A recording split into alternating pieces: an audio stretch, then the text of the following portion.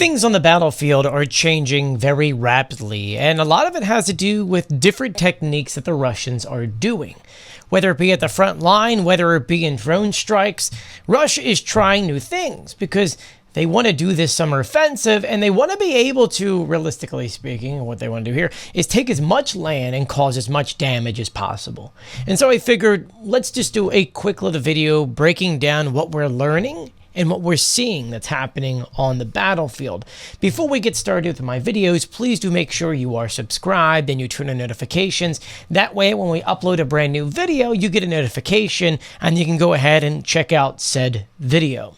Now, the information I'm going to give you is public information. It's not like I'm telling you anything that has not been said by Ukrainian officials. And most recently, we're hearing from the Ukrainian armed forces. I'm going to say this is armed forces because we're hearing this from many different regions.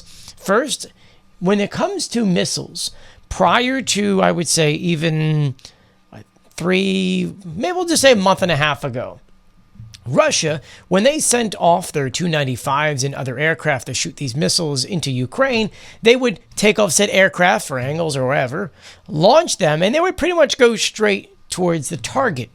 That was the best thing for Ukraine in the sense of the Patriot batteries and launchers are able to calculate said missile as it's heading towards the target and destroy it.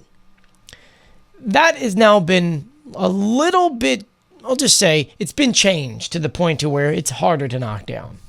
Because now these missiles are, let's say this is Kyiv, instead of going directly into a target, they're coming in and they're circling, in which the Patriot system is now calculating, well, what if it hit here? What if it hit there? What if it hit there? And as it's kind of curving to go in different directions, it will then make a random turn to go down into said target, which means it makes it harder for the system to calculate where exactly this thing is going. And Russia is using that method not only with its cruise missiles and ballistic missiles, they're also now using it with their drones. In a brand new report, this one is coming from the Ukrainian Air Force, the spokesperson said that right now, Russia's new tactic in launching drones is at high altitudes when they're more than 2,000 kilometers in the sky. The reason for this is that A, Patriot systems aren't going after. There's other systems. There's different levels of air defense systems for, say, Kyiv. At that level, at 2,000 feet, small arms, which is the real main system that's taking down drones, can't get to that. The jammers can't get to that. And so, essentially, they're going above the city and they're circling over at 2 kilometers above the city before then finding its target and just going straight down, which makes it harder, once again, for Ukraine to knock them down. Now, here's the thing. Ukraine is still able to knock these down. You look at the last attack, I think it was 355 drones, and I would say about, 70-something odd % of them were destroyed by small arms. Other ones, electronic warfare, and then there's also decoys and dummies and things like that. But as you can see, that combination of uncertainty 2 kilometers up and drones going in different directions before veering into its target is making things harder to protect certain cities, which is why Russia is now they're not getting a higher rate of attack. It's just making things harder on all the forces working together to knock this stuff down. And as this is happening, we're also seeing things happen differently on the front lines. Now, remember that right now, we're moving into the Russian summer offensive, which I'll show you on the map very shortly. But Russia is changing their techniques of how they used to do things. If you remember, there was a certain commander in charge of the Russian advancement of Bakhmut and Mariupol. This guy was pretty ruthless.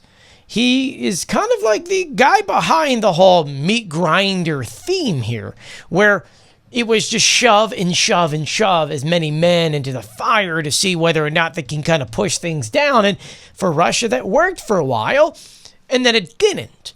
And so they changed the technique once again with a combination of smaller groups going forward alongside with drones, and not regular drones. They're fiber optic drones in which, they're cabled, which means jammers don't work or don't work effectively. On top of that, they get clear pictures and videos of things in real time at longer distances, because these things can go kilometers at a time. So alongside with the smaller groups and the drones going on and the bombardment, Russia has been able to conquer more land. And we're seeing that in the most latest maps. For those who don't know, we get our maps on Deep State Maps. This is a great tool with verified information about exactly where we are on the battlefield. And so if you go back and forth between what we've seen in today and a week ago, Russia got a lot of land. It's about 100 square kilometers. And for the most part, I'm going to tell for this part here, we're looking towards Pokrovsk, in which Russia for a while, they were doing everything possible to take the city because there is a massive line of realistically, it's where Ukraine had a supply chain and Russia really wanted to cut it off. Well, just simple as that. And Russia for a while was trying to take this city. And while Ukraine did take some of those areas back, Russia figured, you know what? Clearly, going west of this city is not helping. So let's go east. We have a bigger foothold over here. And if we try this new method out, it will work. And so if we go back and you compare where we were, let's just go back 1 week. You can see that northeast of the city, they have taken a decent amount of land. This is 100 square kilometers. And I'll move a little bit more north for you, and we'll do the same thing. You could see where they're putting all their attention to, and we'll move more south. And you can see they're also going down below.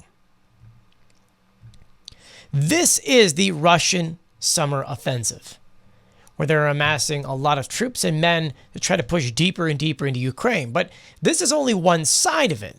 Russia has also moved a lot of their troops to different regions, whether it be Sumy and Kharkiv, to try to take more land.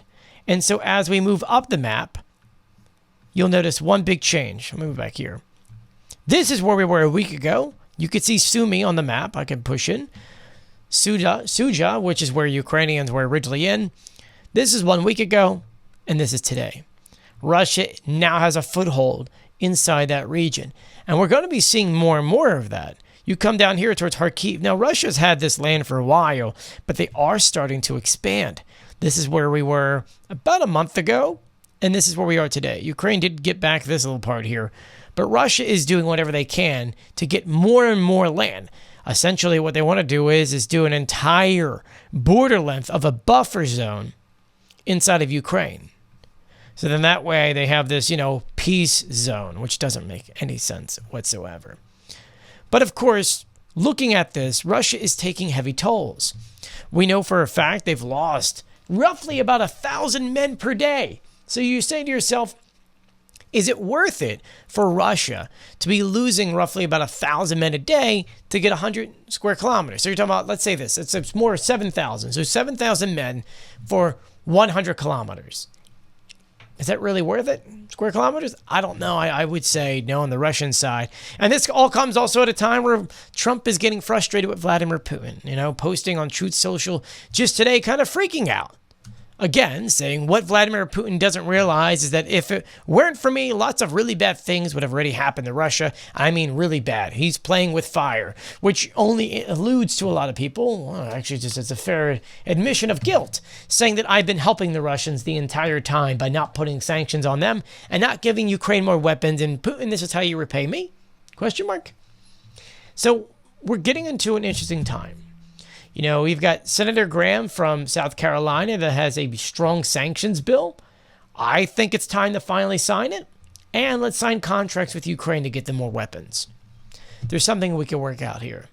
It's about time Trump does wake up and understand that if we don't do the right thing now, things are going to get worse. But let me know what you think about all of this in the comment section below. Please do share my videos and subscribe, guys. We're trying to build up this channel. And if you made it to the end of this video, I'm going to tell you a big secret. I started a Substack.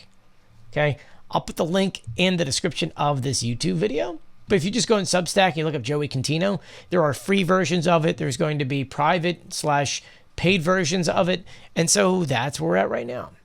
I just want to say thank you guys for joining me. I greatly appreciate it. Once again, subscribe, turn on notifications, give this video a thumbs up. I'm Joey. I'll see you later.